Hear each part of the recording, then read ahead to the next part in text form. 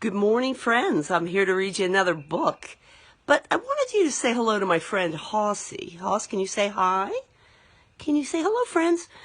Okay, this is a book called Christabel's The Adventures of Christabel Crocodile. And it's written by Helga Knuptel. And I'm thinking she did the illustrations as well.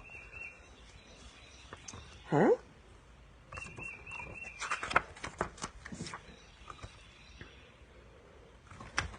Sunday morning in the zoo, Mommy wanted to sleep, Daddy wanted to sleep, but Christabel wanted to play.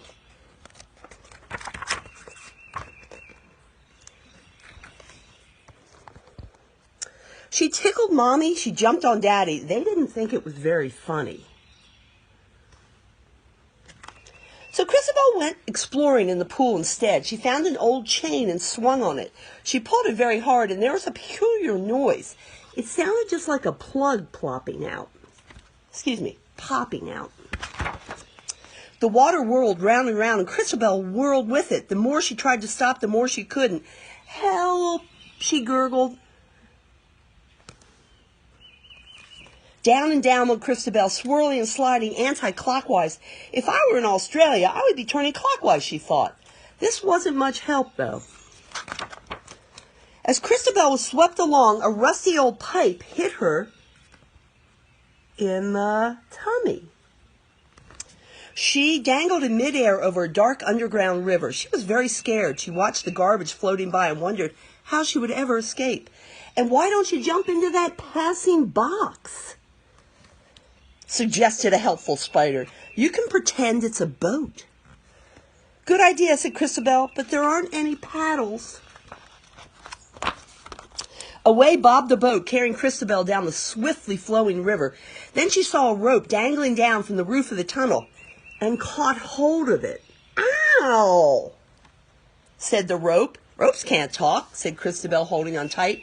"I'm not a rope," said the rope. "I'm Renee Rat, and you're holding on to my tail, silly." The boat rocked and bucked and tipped them both out, then sailed away. They both scrambled onto a little ledge, and Christabel began to cry big crocodile tears. "I want my mommy, I want my daddy, I want to go home," she wailed. "Stop it, you'll cause another flood," said Renee. Then he had a wonderful idea.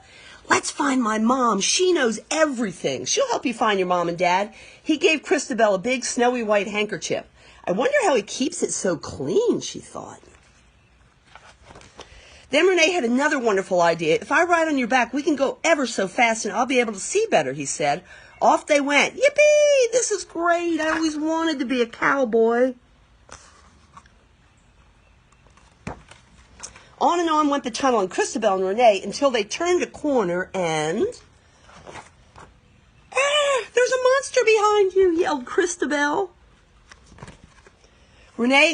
Christabel and Renee clutched each other in panic. They watched the enormous shadow on the wall grow larger and larger. "Quick, hide behind that pipe," said Renee, diving for cover and dragging Christabel with him. They were only just in time. The towering monster's footsteps were getting very close. "Come out of there, Renee, and bring your friend," said Mrs. Rat. "Mom," said Renee softly. Sorry, guys. Renee explained all about Christabel. "Don't you worry, dear," said Mrs. Rat. "I've been running around these sewers all my life. We'll have you out of here in no time." "I told you my mom would solve everything," whispered Renee to Christabel. And they're following her out. "Lots of steps now, children, so be careful. You can count them." "Lots of steps now, children, so be careful. You can count them.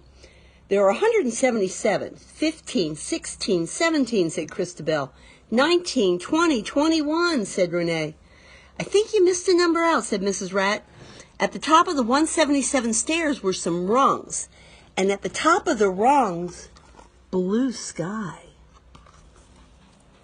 Christabel thought she could hear her daddy snoring. "I can't climb those," she wailed. These are called rungs. They're like a built-in ladder. Mrs. Rat thought and thought. We could try that old tunnel we made at Annie Flo's in the rodent house. We might have to make it a bit bigger. And there she is. She has her tape measure. Look at Mrs. Rat's boots. Aren't they fun? Oh, look, I didn't see that. Renee's measuring Christabel's belly with the other end. Mrs. Rat and Renee started to push Christabel slowly along the tunnel.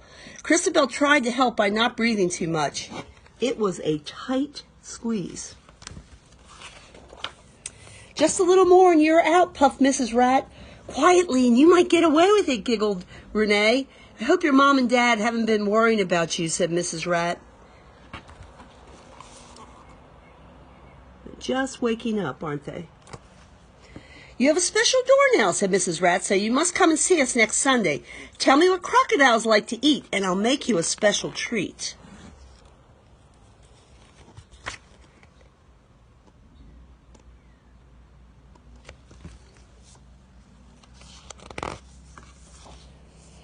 You've been a good girl, Christabel, said Mrs. Crocodile. You haven't made a sound all morning. I've had such a nice nap too, yawned Mr. Crocodile, and now I'm ready for a swim. Oh good, they're just refilling the pool now. I wonder who pulled the plug out.